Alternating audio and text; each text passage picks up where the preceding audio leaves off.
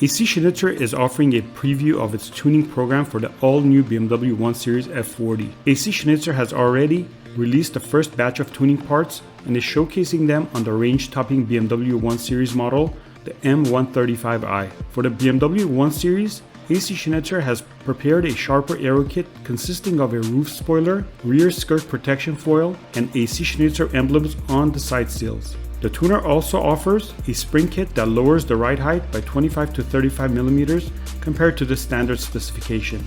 The suspension is complemented by 19-inch AC1 light alloy wheels available in bicolor or anthracite finishes and shod with 225/35 R19 tires. Rounding out the exterior upgrades are the AC Schnitzer tailpipes in Sport Chrome or Sport Black, complete with 1 and 2 flow silencer systems. In the interior, the tuner is keeping things simple by offering several aluminum parts, including the gear shift pedals, footrest, and key holder.